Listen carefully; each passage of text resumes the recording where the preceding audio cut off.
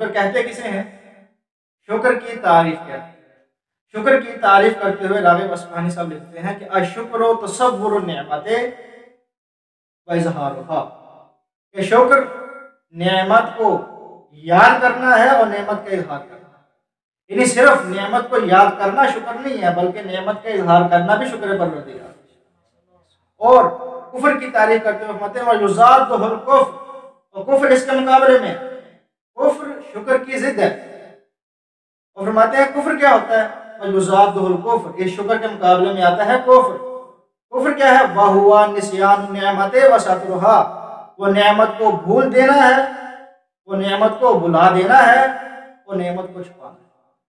تو بس نعمت کو یاد کرنا اور نعمت کا اظہار کرنا ہے شکر، نعمت کو بھول جانا اور نعمت کو چھپانا ہے کفر۔ تو ہمیں کرنا ہے شکر، اور شکر کیا جاتا ہے نعمت پر۔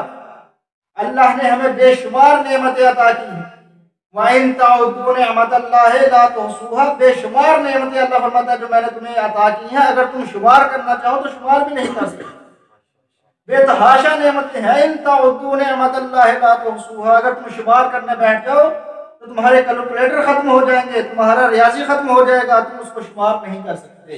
اتنی نعمتیں پروردگار عالم نے ہمیں عطا کی۔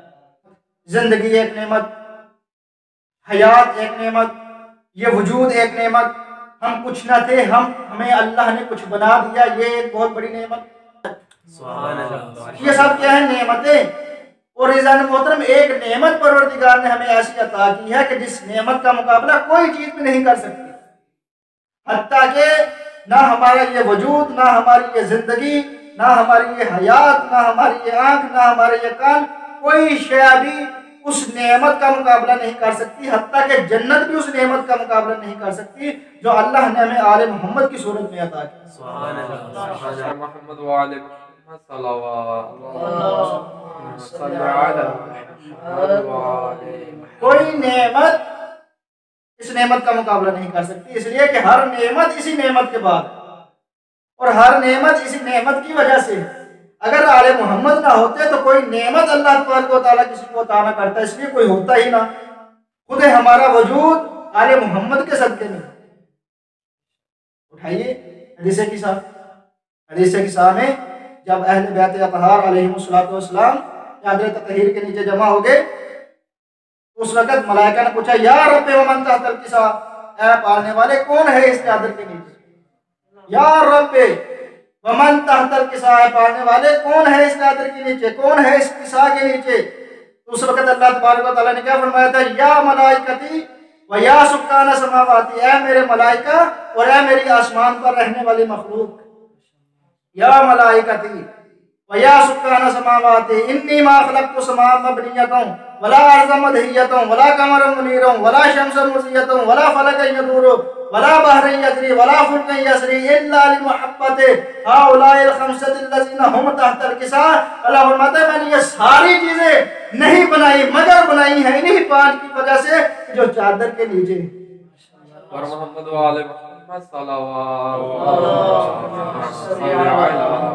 تو ساری چیزیں بنی ہیں آل محمد کے صدقے۔ ہر نعمت اس نعمت کے بعد ہے، اور سب سے کوئی نعمت اس نعمت کا مقابلہ بھی نہیں کر سکتی، اس لیے کہ اگر یہ نہ ہوتے تو کوئی نعمت ہی نہ ہوتی۔ یہ کائنات کا وجود اسی وجہ سے، جتنی بھی چیزیں وہ جیسے کے سامنے گزری ہیں کہ انی ما خلقت السماء مبنیۃ ولا ارض مدحیۃ، میں آسمان نہ بناتا، زمین نہ بناتا، تو ایک دریا نہ بناتا، کشتی نہ بناتا، کچھ بھی نہ بناتا، سب کچھ بنایا ہے میں نے صرف سب کچھ بنایا ہے صرف انہی کے صدقے۔ اور جب حضرت آدم علیہ السلام نے اہل بیت اطہار علیہم السلام کا نور دیکھا تو پوچھا کہ اے پروردگار یہ کون ہے، یہ کون سی ہستیاں ہیں کہ جن کو تو نے مجھ سے بھی پہلے خلق فرمایا؟ کیا جواب دیا تھا اللہ تبارک و تعالیٰ نے کہ یہ وہ ہیں کہ آدم اگر میں انہیں نہ بناتا تو تجھے بھی نہ بناتا، اللہ کا لما خلقت الافلاک، کہ حبیب اگر میں تجھے پیدا نہ کرتا میں کچھ بھی پیدا نہ کرتا، سب کچھ بنایا ہے میں نے تمہارے۔ تو نعمت سب سے بڑی نعمت کون سی ہوئی؟ محبت اہل بیت۔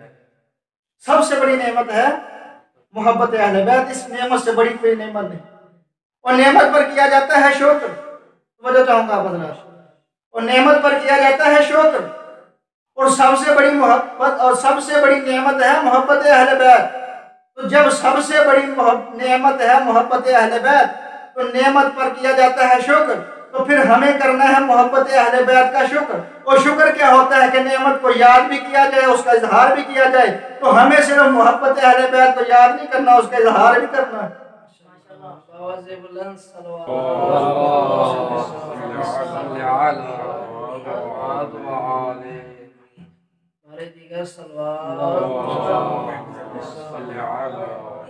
جو فرما رہے ہیں